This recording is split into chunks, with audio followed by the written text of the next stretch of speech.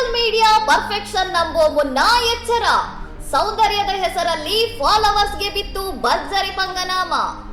ಚೀನಾದ ಖ್ಯಾತ live streamer ಒಬ್ಬಳು ಬ್ಯೂಟಿ ಫಿಲ್ಟರ್ ಬಳಸಿ ಲಕ್ಷಾಂತರ ಫಾಲೋವರ್ಸ್ ಗಳನ್ನು ನಂಬಿಸಿದ್ದಳು. ಆದರೆ ಲೈವ್ ವೇಳೆ ತಾಂತ್ರಿಕ ದೋಷದಿಂದ ಫಿಲ್ಟರ್ ಆಫ್ ಆಗಿ ಅಸಲಿ ಮುಖ ಬಯಲಾಗಿದೆ.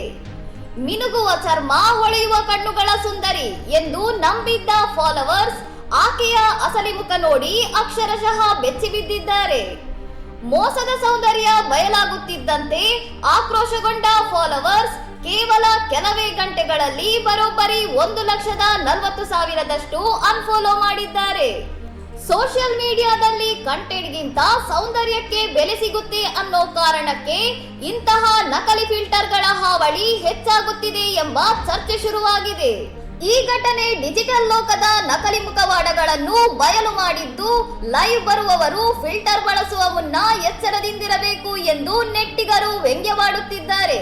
ಇನ್ನಷ್ಟು ಸುದ್ದಿಗಳಿಗಾಗಿ ನೋಡ್ತಾ ಇರಿ ಸೌರಂ ಟಿವಿ.